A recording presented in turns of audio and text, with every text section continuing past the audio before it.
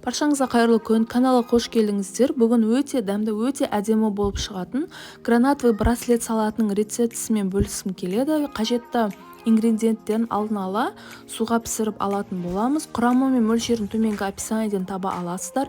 Видеоны соңына дейін көріп, каналға тіркеліп кетуді ұмытпаңыздар. Бізге ең алдымен 2 орташа көлемдегі пияз керек. Майда бөліктерге турап алатын боламыз. Содан соң ыдысымызға сұйық майымызды қойып, қызғаннан соң пиязды салып, жақсылап қызарғанша қуырып алатын боламыз. Пиязымыз күйіп кетпеу керек.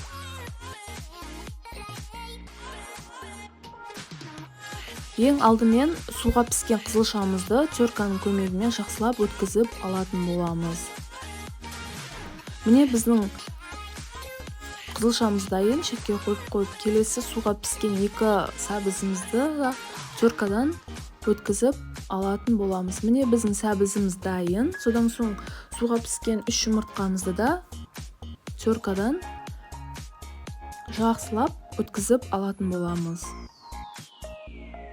Міне біздің жұмыртқамыз дайын. Содан кейін 3 картошканы, яғни суға піскен 3 картошканы да теркадан өткізіп алатын боламыз. Міне біздің картошкамыз да дайын. Содан соң бізге тауық еті керек. Суға пісіріп, алдын ала майда бөліктерге турап алдым. Содан соң бізге любой орех керек. Мен арахис алдым. Және де тазартылған анар керек. Салатымызды жинайтын боламыз. Осында үлкен тарелкамызды алып, ортасына бокалымызды қойып, салатымызды жинайтын боламыз. Ең алдымен теркадан өткізілген картошкамызды видеодағыдай салып шығатын боламыз. Осылай қасықтың көмегімен барлығын түзетіп шығатын боламыз. Үстінен сәл-сәл басып шығатын боламыз. Содан соң кішкене шым-шым тұзды салып, алып, оның үстінен майонезді жағып шығатын боламыз. Осылай барлығын видеодағыдай жасайсыздар. Қасықтың көмегімен барлық жағынан тигізіп, майонезімізді жағып шығатын боламыз. Жағып шыққаннан кейін майонездің үстінен теркадан өткізілген сәбізімізді салып, видеодағыдай жақсылап басып, тегістеп шығатын боламыз.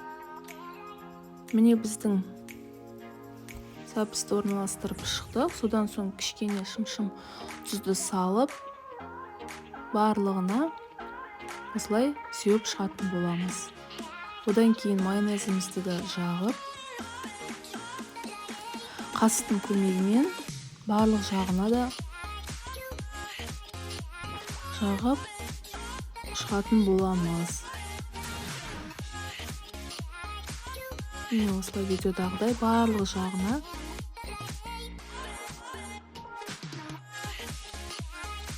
жағып шығатын боламыз.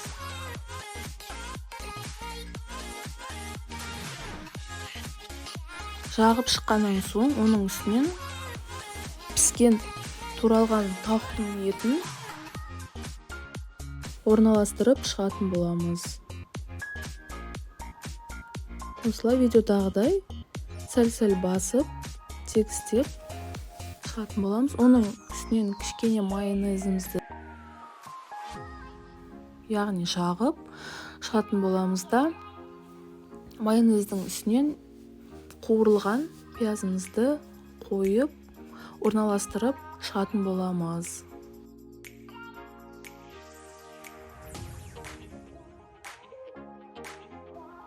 Тағы да айтып өтейін, бізге қажетті ингредиенттерді алдын ала суға барлығын пісіріп алатын боламыз. Міне біз пиязымызды қойып, орналастырып шықтық. Оның үстінен суға піскен жұмыртқамызды қойып, орналастырып, тегістеп шығатын боламыз. Жұмыртқаның үстінен кішкене тұзымызды сеуіп шығатын боламыз. Оның үстінен көз мөлшерімен майонезімізді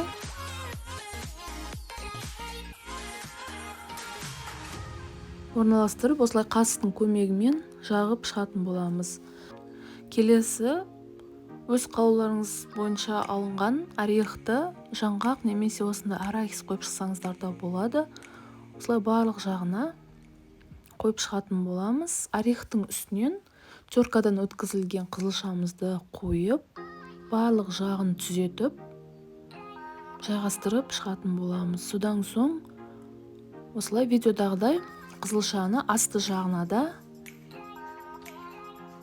қасықтың көмегімен осылай жағып шығатын боламыз. Міне біздің салатымыз дайын.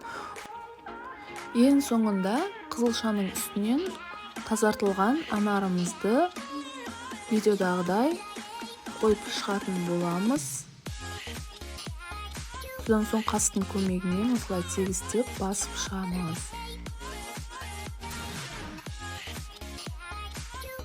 Содан кейін кішкене майонезімізді алып, жан-жақтарына осылай жағып шығатын боламыз. Қасықтың көмегімен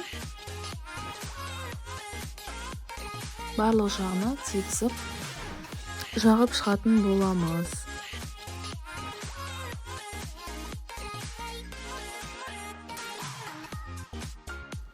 Майонезді жағып шыққаннан кейін осындай лопатканың көмегімен немесе қасықтың көмегімен асты жақтарына анарымызды видеодағыдай осылай орналастырып шығатын боламыз. Міне көріп тұрғандарыңыздай біздің салатымыз дайын болып қалды. Өте дәмді, өте әдемі, ерекше болып шығады. Жасап көріңіздер.